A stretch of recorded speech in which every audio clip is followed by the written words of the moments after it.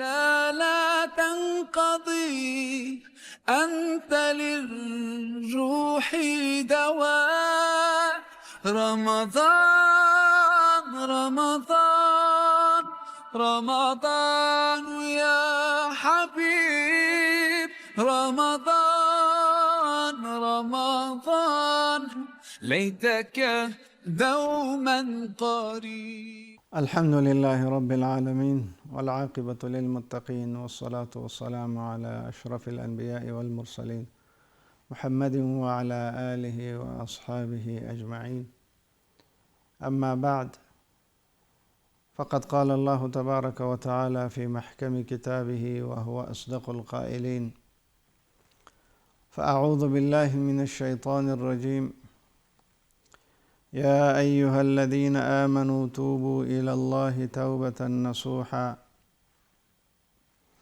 عسى ربكم أن يكفر عنكم سيئاتكم ويدخلكم جنات تجري من تحتها الأنهار يوم لا يخزي الله النبي والذين آمنوا معه من تاب قبل أن تطلع الشمس من مغربها تاب الله عليه. فصدق الله العظيم وصدق رسوله النبي الكريم، ونحن على ذلك من الشاهدين والشاكرين، والحمد لله رب العالمين. د معارف رادیو تلویزیون قدرمنو لیدونکو اوریدونکو، السلام علیکم ورحمة الله وبرکاته. لله الحمد چې نن بیا هم د روژې ډالۍ په خپرونه کې ستاسو په خدمت کې حاضر یو. الله جل علا شانه ته مو دعا ده چې زمونږ طاعات او عبادات، اذکار او تراویح، المنځونه، دعاوې په خپل دربار کې د خپل فضل له مخې نه قبول او منظور وګرځوي، او ټولې هغه بدلې چې په دې شپو ورځو کې الله جل علا شانه د هغو د ورکړې وعدې کړي دي، د موږ او تاسو د ټولو په برخه شي انشاء الله. قدرمنو لیدونکو اوریدونکو، نن مو په خپرونه کې د توبې په اړه باندې راغلي احادیث را جمع کړي دي. موږ او تاسو انسانان او مسلمانان د انسانیت د فطري غوښتنې له مخې نه همیشه او هر وخت له خطا، سهوی او ګناه سره مخ یو. هیڅ کله نشي کېدلی چې یو مسلمان دی په تمامه معنا باندې داسې وي چې له ګناهونو نه معصوم وي. یوازې انبیا دي چې هغوی له ګناهونو نه معصوم دي. نو الله جل علا شانه په خپلو بندګانو باندې د رحمت له مخې نه او د لورینې له مخې نه د توبې دروازه خلاصه کړې ده. که هر څومره انسان ګناه وکړي او هر څومره لوی ګناه وي، نو په توبه سره بخښل کېږي، او حتی چې کافر هم توبه وباسي الله یې قبلوي. یو قدسی حدیث کې دا مضمون راغلی ده چې الله جل علا شانه فرمایي، وایي که چېرته زما بندګانو ګناه نه کولی، نو ما به بل داسې مخلوق پیدا کړی و چې هغوی به ګناه کولی او بیا به د خپلې ګناه مغفرت و بخښنه غوښتله او ما به بخښلی. هیڅ کله باید د الله تعالی له دربار نه مایوس او نا امید نشو. الله جل علا شانه موږ ته د توبې دروازه خلاصه کړې ده، او تر هغه وخته یې خلاصه کړې ده تر څو چې د قیامت ورځ نه وي راغلې. په دا ډېره لویه پراخه موده یې ورکړې ده. نو قدرمنو توبه الله پاک ته رجوع ده. انسان نه چې ګناه وشي نو الله جل علا شانه ته له هغه ګناه نه له هغه عمل نه بیرته رجوع کوي. الله جل علا شانه یې قبلوي. ډېری احادیث دي، ډېری قرآني آیتونه دي، ټول په دې باندې شاهد دي او د دې لارښوونه کوي چې انسانان باید توبه وباسي، مسلمانان الله ته رجوع وکړي. الله جل علا شانه یې قبلوي. توبه هم خپل شرطونه لري. 3 شرط لري. امام نووي رحمه الله ذکر کړی دی. لومړی شرط دا چې کومه ګناه کوم خطا او عمل چې ده کړی وي هغه به پرېږدي. لومړنی شرط یې همدا ده. دویم دا چې په هغه عمل باندې به پښیمانتیا ښیي، یعنې داسې به نه وایي چې دا ما ښه کار کړی، او دا پښیمانتیا به یې له زړه نه وي. او دریم شرط یې دا ده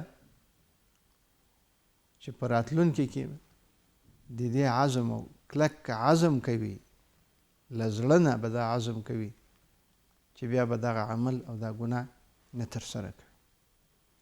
کله چې دغه 3 شرطونه پوره شي په توبه کې نو الله جل علا شانه یې قبلوي.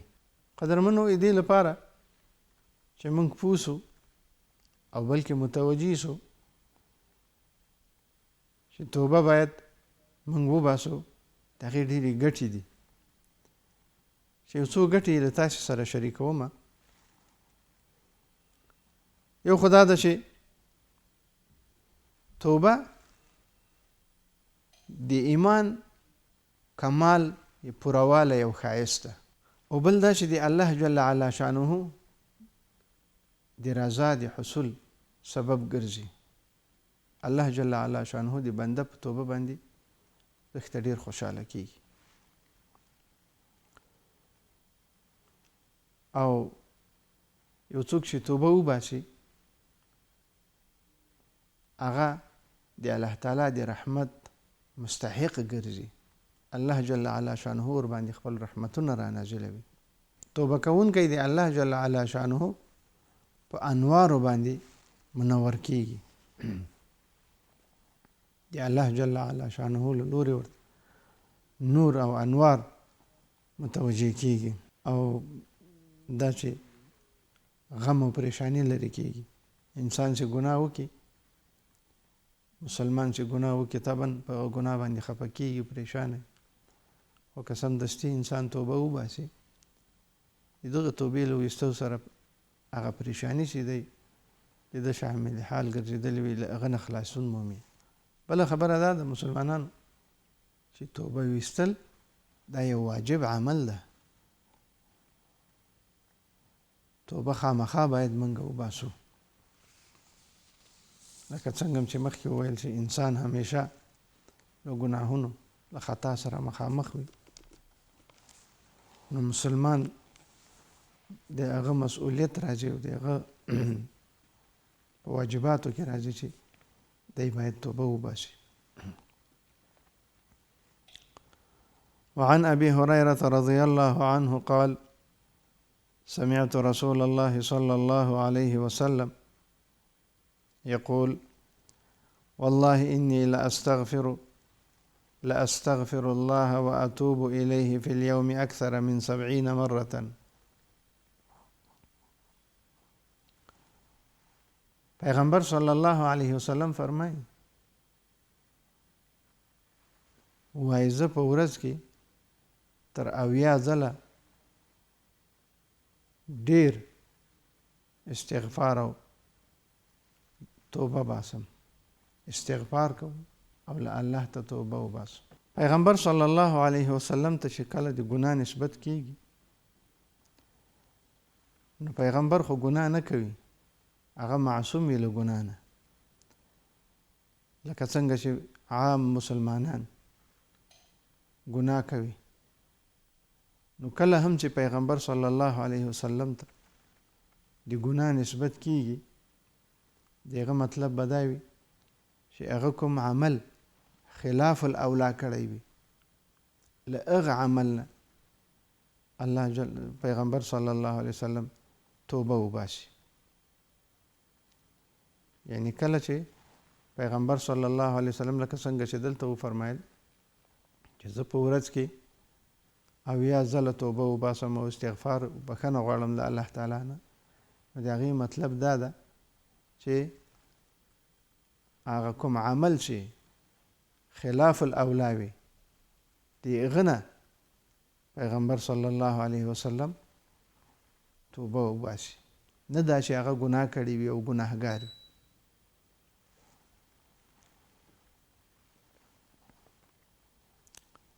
وعن الأعز بن يسار المزني رضي الله عنه قال قال رسول الله صلى الله عليه وسلم يا أيها الناس توبوا إلى الله واستغفروه فإني أتوب في اليوم 100 مرة. رسول الله صلی الله علیه وسلم په دې حدیث کې فرمایي چې اے خلکو الله ته توبه وباسئ، الله ته رجوع وکئ او له هغه نه بخښنه وغواړئ. زه وایي په ورځ کې 100 ځله توبه وباسم. نو لکه مخکې مو چې وویل د پیغمبر صلی الله علیه وسلم توبه خپل امت ته د لارښوونې لپاره وي، نه د ګناه لپاره.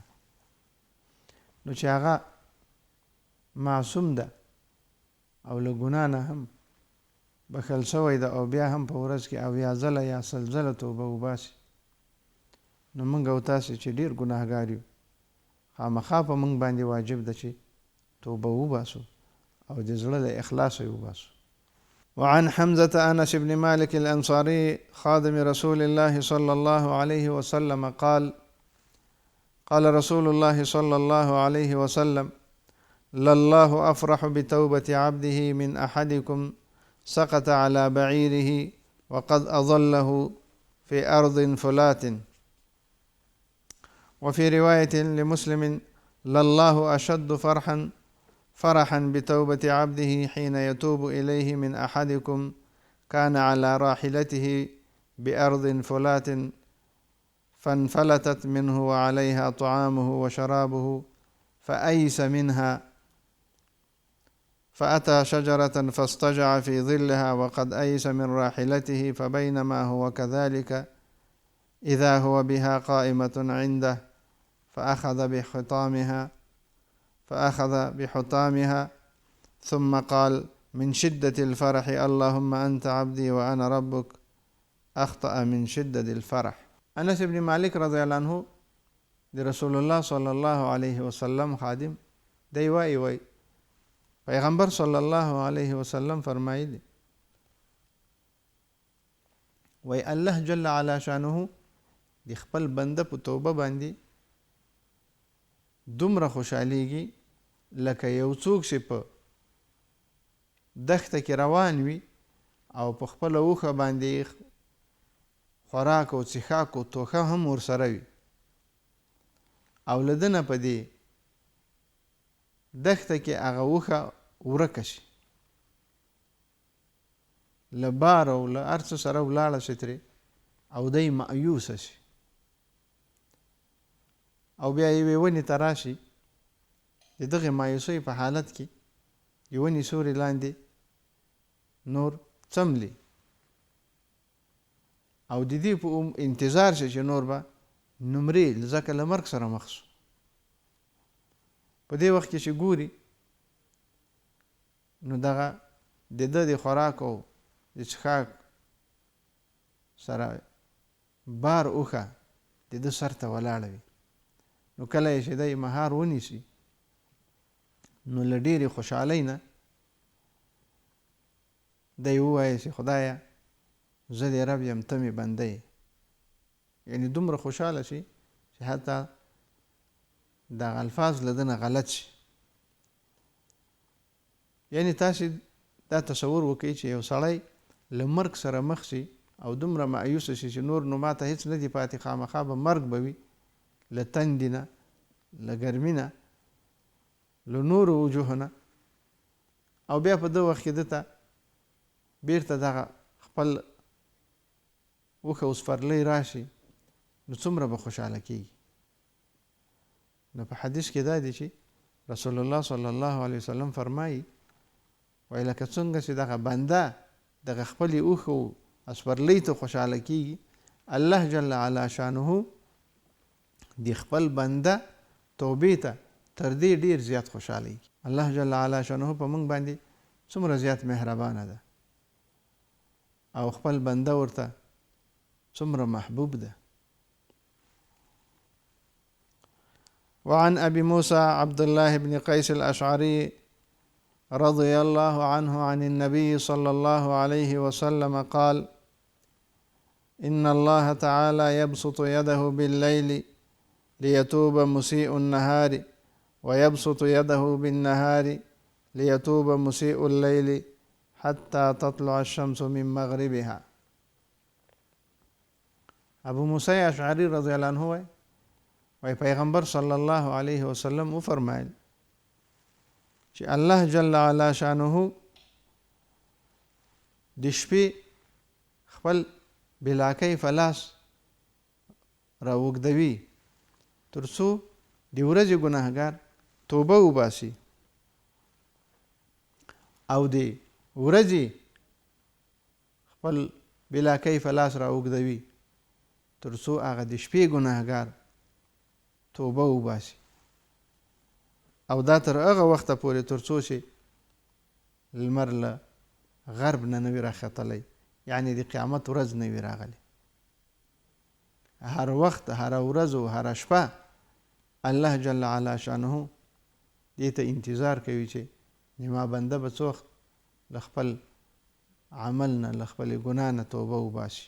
وعن أبي هريرة رضي الله عنه قال: قال رسول الله صلى الله عليه وسلم: من تاب قبل أن تطلع الشمس من مغربها تاب الله عليه.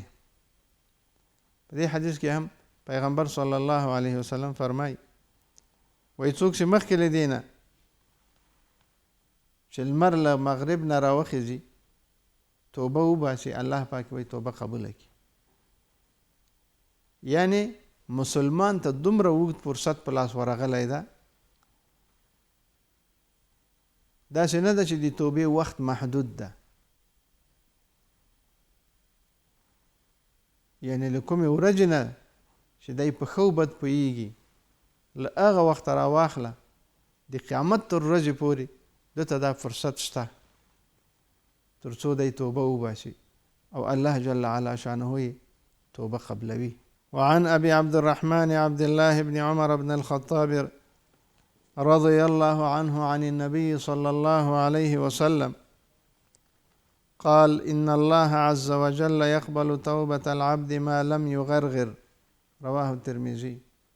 لا عبد الله بن عمر رضي الله عنه روایت ده، دی وایي پیغمبر صلی الله علیه وسلم فرمایي چې الله جل علا شانه د خپل بنده توبه قبلوي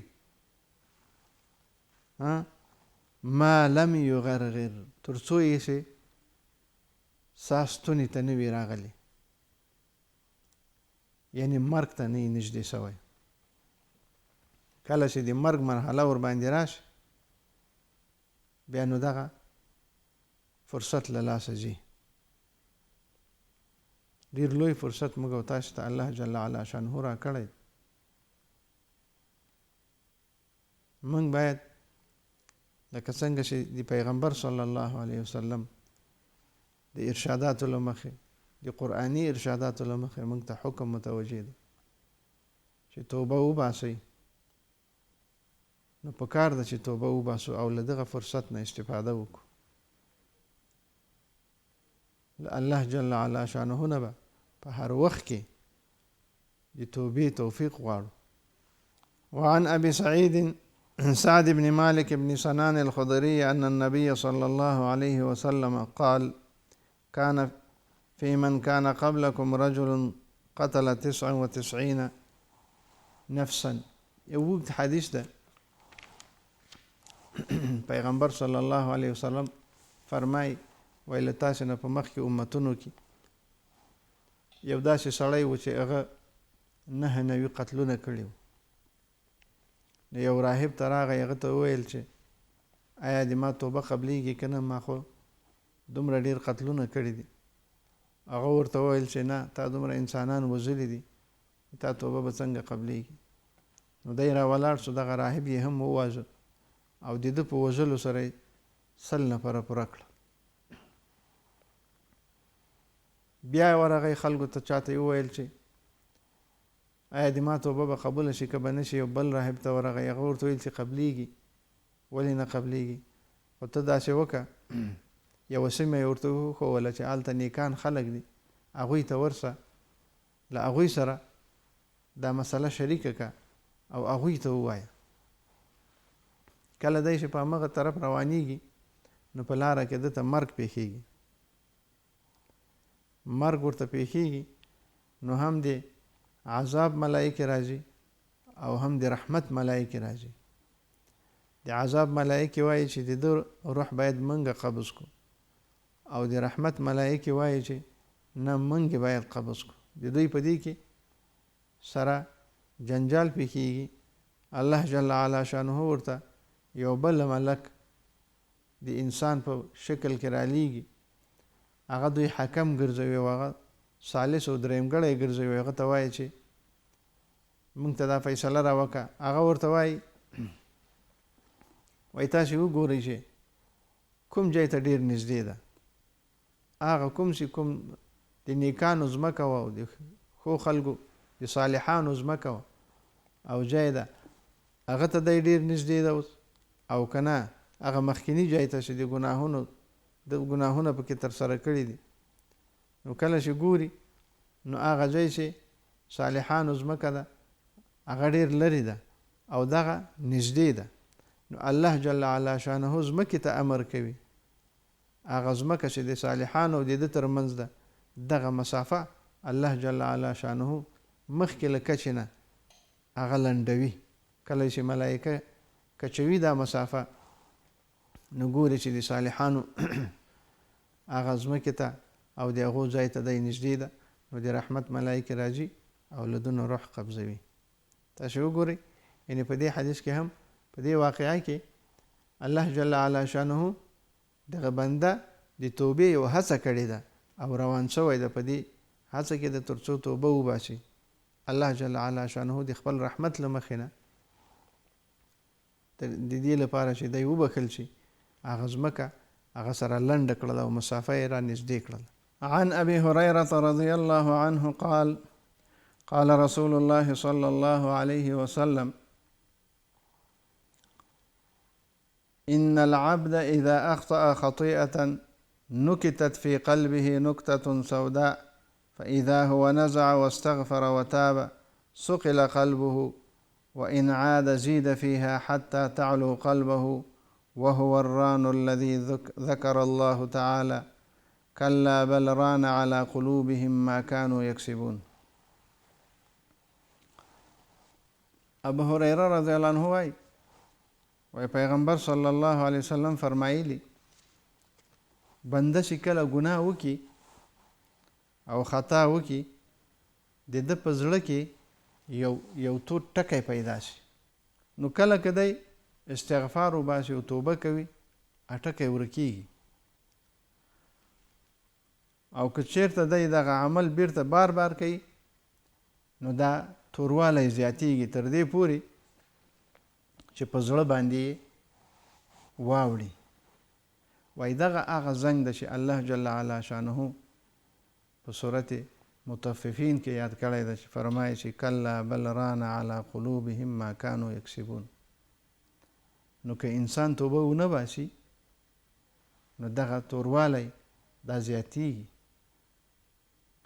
یعنی دا چې موږ ته من حیث مسلمان مسؤلیت متوجه کیږي او د توبې وجوب راغلی حکمت پکې همدا ده. که انسان توبه ونه باسي، نو په ده باندې به داسې حالت راځي چې هغه ګناه به بیا دته ګناه نه ښکارېږي او دغه هغه زنګ او توروالی ده چې دته راپېښېږي او ټول زړه نیسي. نو یو نیک عمل به وي او په هغه ته به زړه نه کېږي او ناروا عمل به ښه ورته ناروا ښکارېږي، خو بیا به هم دی په همغه ناروا باندې عمل کوي.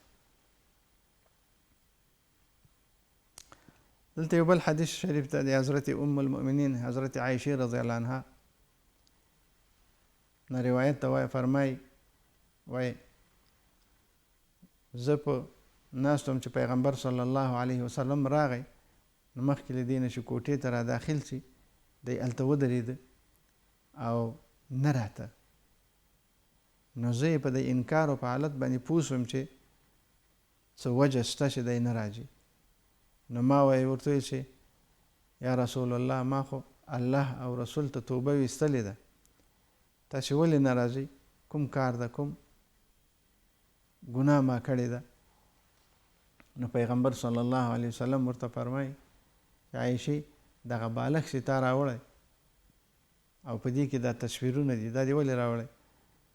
نو دې ورته وویل چې دا خو ما دې تا لپاره راوړی تر څو ته ډډه ورباندې ولګوې. پیغمبر صلی الله علیه وسلم ورته وفرمایل چې په دې کې دا تصویرونه دي، د قیامت په ورځ باندې به هغه خلکو چې دا تصویر جوړ کړی وي نو دغه خلکو ته به ترېنه سا او نفس غوښتل کېږي چې اوس دوی ته تنفس او سا ورکړي. یعنې دلته هم د حدیث شریف کې د توبې ټکی چې حضرت ام المؤمنین عایشه رضی الله عنها وایي چې ما د توبه وي الله او د هغه پیغمبر ته ما کومه ګناه کړې، بیا ام المؤمنین رضی الله عنها هغه له دې عمل نه ګرځي، هغه لرې کوي او بیا پیغمبر صلی الله علیه وسلم مطاق ته ورځي. نو الله جل وعلا شانه دې موږ او تاسې ټولو ته په دې خبرو باندې د عمل کولو توفیق راکړي. د خپرونې وخت په ختمېدو دی، په الله جل وعلا شانه مسپارم. والسلام علیکم ورحمة الله وبرکاته.